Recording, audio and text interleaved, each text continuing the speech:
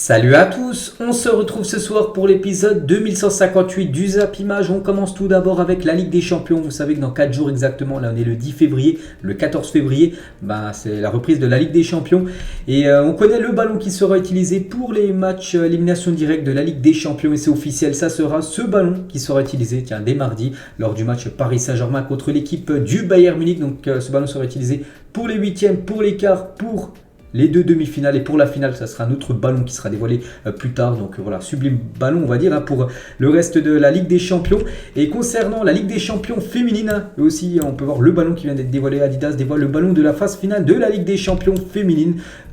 Différent de la Ligue des Champions hommes on va dire. Donc voilà, cette fois-ci ce sera pour la Ligue des Champions des filles. Et toujours avec les filles, vu qu'on en parle là. Donc le comité exécutif de la FFF a désigné le stade de la Source d'Orléans pour accueillir la finale de la Coupe de France féminine. Ça sera le samedi 13 mai 2023 et le trophée des championnes aura lieu à Troyes en septembre. Voilà en gros le lieu où se déroulera bien sûr ces deux finales. On va parler d'un ancien attaquant du Real Madrid, ancien attaquant aussi du Paris Saint-Germain, c'est José Rodriguez, actuellement libre, donc plus libre vu qu'il a trouvé une équipe. Donc José Rodriguez, 29 ans, rejoint la Sampdoria, donc 19e de Serie A avant-dernier. C'est qu'il y a juste Cremonese qui est derrière eux en Serie A, donc ça sent pour eux la Série B s'ils ne se relèvent pas. Mais bon, ils ont fait une recrue gratos, vu qu'il était sans contrat, José Rodriguez. Donc il portera le numéro 99. Voilà, s'il y a des grands fans de José qui veulent s'offrir le maillot de la Sampdoria avec le flocage, ça sera le 99 dans le dos pour l'ancien attaquant parisien. On va parler lui aussi d'un ancien joueur du PSG, c'est Thiago Silva et Chelsea a un accord verbal avec Thiago Silva pour une prolongation de contrat jusqu'en juin 2024 pour ce joueur qui a quasiment 40 ans. Et il fait du bon taf quand même du côté de Chelsea. Et du coup, il est en fin de contrat en 2023. Et Chelsea va certainement le reprolonger d'une année supplémentaire. En gros, jusqu'en juin 2024. Des nouvelles aussi d'un ancien encore parisien. C'est vrai qu'on a parlé de Thiago et aussi de José Rodriguez, que des anciens parisiens. Lui aussi, c'est un ex-parisien. Et Xavi Simons n'a pas oublié sa première apparition en match officiel avec le Paris Saint-Germain. Parce que sur sa dernière story Instagram, il a mis 2 ans, en gros 2 ans par rapport à ses débuts qu'il avait fait en Coupe de France avec l'équipe du PSG. Donc maintenant il ne joue plus au PSG, il joue du côté du PSV et voilà, il a mis un petit cœur aussi. Peut-être il aimerait un retour du côté du PSG plus tard, mais bon, actuellement bien sûr du côté du PSV il compte énormément bien sûr sur le jeune Xavi Simons. On va parler du match de Cristiano Ronaldo, je l'ai dit, j'en ai beaucoup parlé à midi, que Ronaldo il a marqué un quadruplé, incroyable, il a marqué les 4 buts de son équipe et on peut voir que lors de cette rencontre, le club saoudien d'Al Wahda, l'adversaire d'Al Nasser et de Cristiano Ronaldo hier soir a subi une invasion de criquets pèlerins en plein match, donc voilà, plein de criquets étaient présents pour la rencontre et c'était envahi dans les tribunes, donc voilà ce qu'on n'a pas vu, on a beaucoup vu Ronaldo mais dans les tribunes, c'était les criquets qui dominaient on peut dire. On revient les gars sur Ronaldo avec son quadruplé hier, donc il a marqué un but sur penalty, donc là c'était juste avant de tirer son penalty qui a été transformé par Cristiano Ronaldo.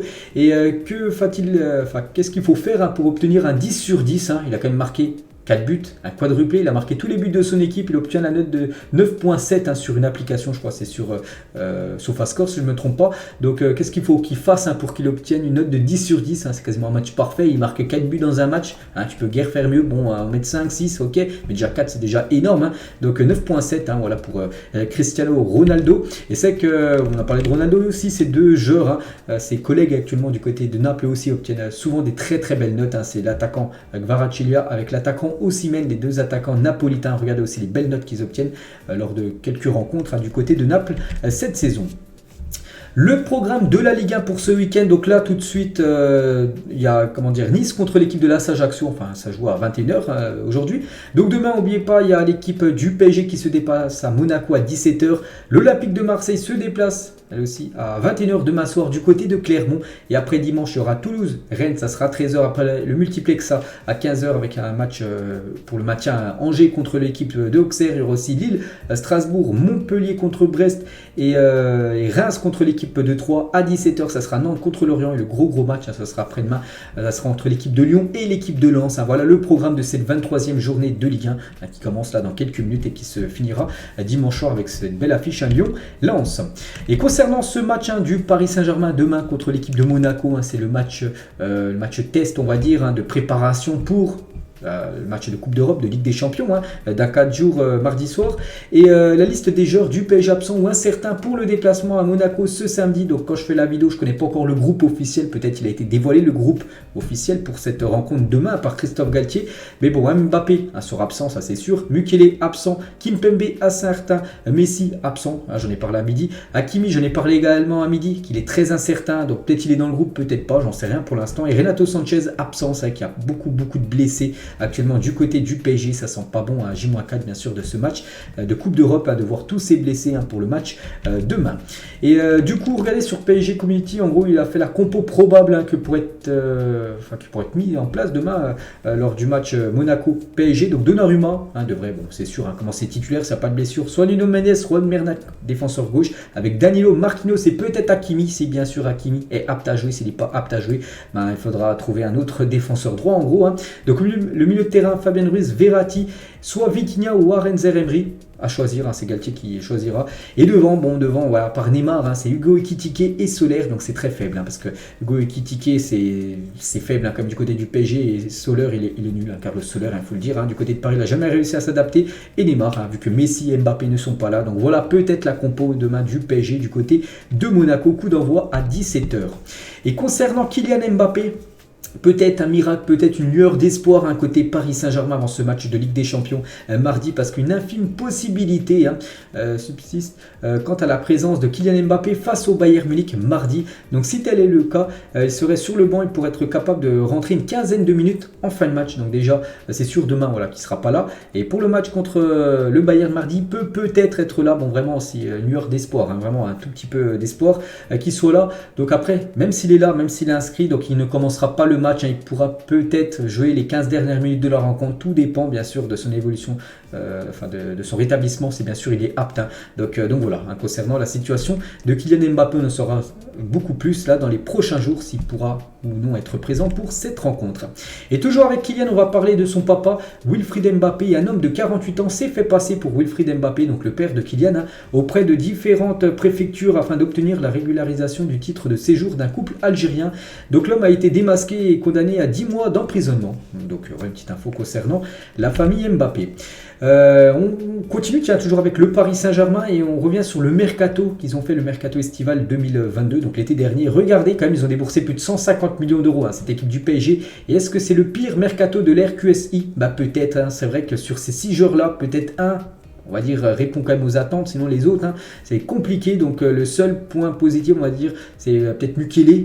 Bon, il est blessé actuellement, mais bon, c'est le seul point positif. Vitinha, c'est un bon point positif en début de saison, là, depuis le retour de la Coupe du Monde, on ne le reconnaît plus du tout, Vitinha. Et les autres, donc Renato Sanchez, trop blessé. Hugo Ekitike, pas assez bon. Carlos Soler, comme je l'ai répété juste avant, je ne trouve pas bon, je ne sais pas ce que vous en pensez. Et Fabien Ruiz, trop irrégulier, du côté de Naples, vraiment il était régulier match après match, et du côté du PSG, donc il peut faire un bon match. Par exemple, souvenez-vous, le dernier coup, je crois contre Montpellier, il avait marqué un but et fait une passe D, puis après les matchs qu'on suivi, on l'a plus vu, Fabien Ruiz, c'est tout le temps ça avec ce joueur, il fait un bon match, puis 3-4 matchs après, on ne le voit plus. Donc voilà, c'est avec 150 millions d'euros sur ces 6 joueurs-là, et c'est peut-être le pire mercato, bien sûr, de l'ère QSI. On va parler de ces deux joueurs, donc Messi et Neymar, donc le numéro 10 et le numéro 11, que ce soit du côté du PSG ou du côté du FC Barcelone. Donc Messi avait le numéro 10 du côté de la Coupe de France, parce qu'il a pu changer son numéro, parce que normalement c'est le 30, vous savez, du côté du PSG, mais il a pu obtenir le numéro 10, parce que chaque match de Coupe de France, tu peux prendre le numéro que tu veux, vu que le 10 était dispo, il a pu le prendre, pour cette rencontre contre Marseille. Et c'est vrai que Messi a eu quelques numéros différents. Donc tout d'abord, c'est un Messi de 2006 à 2008, il avait le numéro 19 du côté du Barça. On peut voir Gérard, il avait le numéro 17 du côté de Liverpool entre 98 et 2004. Thierry Henry avait le numéro 12 à l'époque du côté du Barça. Enfin, c'est quand il a fait son comeback de 2011 à 2012, quand il était revenu du côté des Gunners, il avait obtenu ce numéro 12 parce que son ancien numéro, je me souviens même plus c'est lequel, il n'était plus disponible. Et aussi Ronaldo, c'était pas CR7 à l'époque, lors de sa première année au Real Madrid, c'était CR9, il avait le numéro 9 dans le dos, Cristiano Ronaldo. On va parler d'un match là qui a eu lieu, je crois que c'était quand? C'était le 8 février, on est le 10, donc c'était avant-hier, ça je n'en ai pas parlé, mais ça a été un match totalement fou. Hein. Donc Feyenoord a enregistré 50 tirs lors de son match face à une équipe néerlandaise. Hein. Donc ils ont gagné au tir au but après 2 buts dans les arrêts de jeu lors d'un match nul 4-4. Hein. Complètement fou ce match les gars. Donc il y a eu 4-4, du coup, enfin il y a eu 2-2 au bout de 4,5 de jeu. 2 autres buts ont été inscrits par les 2 autres équipes en prolongation et du coup ça allait au tir au but. C'est bien le Feyenoord qui s'est imposé. Mais regardez, ils ont tiré 50 tirs. En 120 minutes de jeu, c'est énorme, hein, 50 frappes hein, pour 27 tirs cadrés et seulement 5 buts marqués. Ce qui veut dire que... Enfin, 4 buts marqués parce que le 5e, en gros, bah, c'est juste que c'est la victoire. Hein. Donc, c'est incroyable. Énormément d'arrêts de gardien de Nijmegen. Donc, voilà, cette équipe qui est efficace. Hein. 6 tirs cadrés, ils ont marqué 4 buts. Alors que les autres, 27 tirs cadrés, hein, comme pour le Feyenoord, hein, pour seulement 4 buts inscrits. Bon, ils ont quand même gagné au tir au but. Hein, bon, simplement mérité au vu des stats.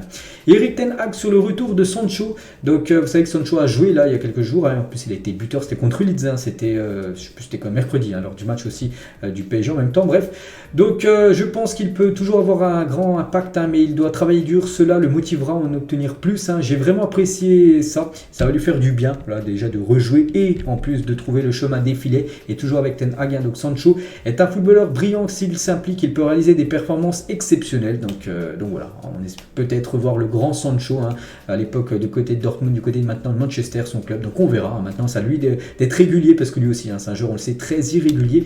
Jadon Sancho. Et toujours avec Manchester United, hein. Donc des investisseurs privés, il y a la famille royale qatari envisage de faire une offre pour acheter Manchester United. J'en ai déjà parlé il y a quelques jours et ça se confirme hein, une famille royale du Qatar aimerait racheter l'équipe de Manchester qui est en vente. N'oublie pas que la famille Glazer a mis l'équipe de Manchester en vente en gros. Donc ces investisseurs veulent ramener Manchester là où le club mérite d'être, hein, donc au sommet déjà du football anglais aussi, au sommet du football européen, en gros en gagnant des Ligues des Champions, en gagnant la Première Ligue. Hein. Donc voilà, concernant cette équipe des Red Devils.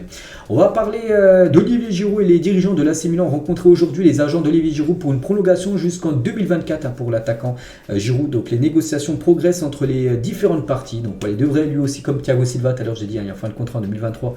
Il devrait prolonger en 2024, lui la même chose, hein, il est en fin de contrat, en fin de saison. Et il devrait prolonger d'une année de plus, hein, Olivier Giroud, du côté de l'AC Milan. On va parler de Noël Le Graët. Hein. Vous savez que Noël Le Graët, depuis un mois, c'est la chute hein, depuis la déclaration qu'il a faite sur Zizou. Hein. Bref, donc Radio France a dévoilé les faits présumés retenus contre Noël Le Graët par les inspecteurs en charge de l'audit de la FFF. Hein. Suite à l'audition des salariés et ex-salariés de la Fédération Française de Football, les conclusions seront attendues le 15 février. Le 15 février, on saura vraiment tout, mais pour l'instant, on sait déjà ce qui a été retenu. Donc déjà, il aurait proposé un plan à 3, voilà, avec des ex ou salariés hein, de la Fédération Française de Football.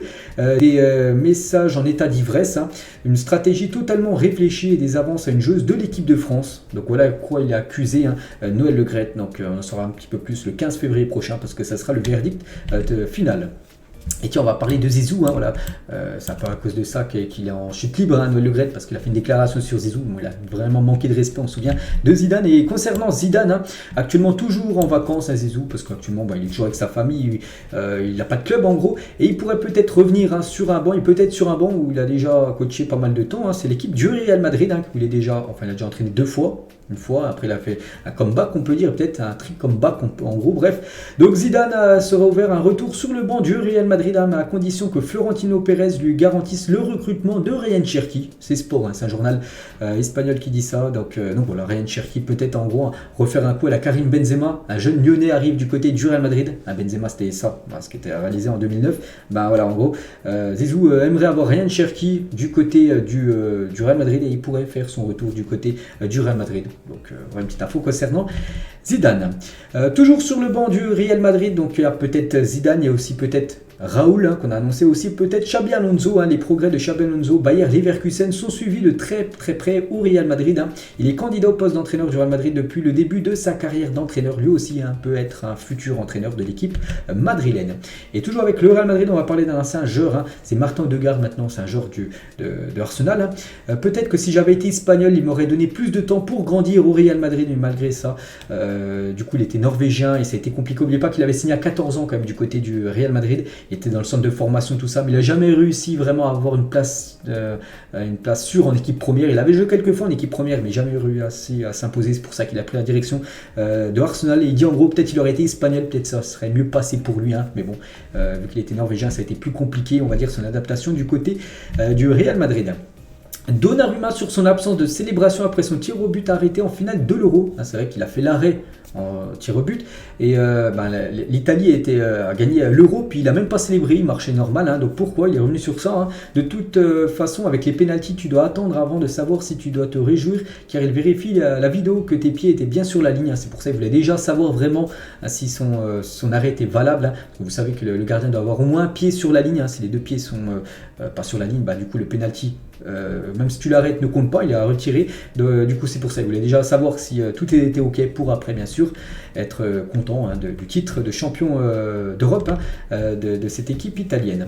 Franck Henz, après la qualif à Lorient hier, hein, l'entraîneur Lenso l'a dit, depuis le début, on se dit que tout est possible, hein, voilà, concernant, pourquoi pas Lens, c'est qu'il y a beaucoup d'équipes, hein, qui aimeraient gagner la Coupe de France. Maintenant que le PSG est éliminé, le grand favori, il y a l'équipe de Marseille, hein, qui a pour ça, enfin pour objectif ça. Il y a l'équipe de Lyon, hein, Lyon qui se dit, voilà, si on veut retrouver la Coupe d'Europe, maintenant il ne reste plus que 3 matchs à gagner, donc l'écart, demi et la finale, et tu t'es qualifié en Europa League. Et il y a bien sûr l'équipe de Lens aussi, hein, qui est quand même une grosse équipe du championnat, qui vise remporter un titre, hein, avec cette Coupe de France. Donc voilà, vraiment c'est qu'elle va être palpitante, hein, cette Coupe de France. N'oubliez pas que l'écart, hein, se joueront fin du mois de février. Les clubs les plus dépensiers depuis 2012-2013, en gros, c'est niveau achat-revente, hein, on peut voir l'équilibre, hein, donc il y a souvent des déficits. En gros, par exemple, Manchester United sont en déficit de plus de 1,75 milliard d'euros. C'est énorme, hein, je ne sais pas si vous vous rendez compte. City, c'est plus de 984 millions d'euros de déficit. En gros, ils ont plus recruté que vendu de joueurs. En négatif de moins de 984, le PSG pareil, à moins 941 millions pour le PSG, le Barça moins 650 millions d'euros. Il y a une équipe vraiment qui s'en tire très très bien, pourtant c'est un club vraiment des fois qui a beaucoup de fonds, hein. C'est le Real Madrid qui est seulement 25e, hein. Donc c'est dire plus tu es loin dans le classement, mieux c'est-à-dire que tu gères bien tes finances. Moins 179 millions de déficit seulement pour le Real Madrid. Bon, c'est une grosse somme, mais voilà, comparé, je sais pas, à Arsenal, au Barça, au PSG ou même aux deux Manchester, c'est très très peu, hein. Donc voilà, Florentino Pérez, hein, gère vraiment très très bien, on va dire, niveau finance du côté de Madrid. Une photo, les gars, de Totti à l'époque, hein, bien sûr, l'ancien attaquant de l'AS Roma. Et on va finir avec lui et 3 autres joueurs. Parmi ces attaquants, lequel était le plus fort parmi Totti, Berbatov, Van Persie ou Shevchenko? N'hésitez pas à mettre en commentaire pour vous lequel était le plus fort à l'époque, hein. Donc maintenant je crois qu'ils ont tous pris leur retraite. Oui, je crois que oui, il n'y en a plus un qui joue. Et donc pour moi je partirais, c'est vrai que c'est que des grands attaquants, je partirais peut-être sur Shevchenko, hein. J'hésiterais entre Shevchenko et Van Persie. Je mettrais quand même l'attaquant ukrainien Shevchenko là, par rapport au meilleur, le meilleur parmi ces 4-là en tant qu'attaquant. Donc voilà les gars ce qu'il y avait à dire ce soir. J'espère que ça vous a plu. On se retrouve demain midi pour le prochain numéro. Bonne soirée à vous et à demain.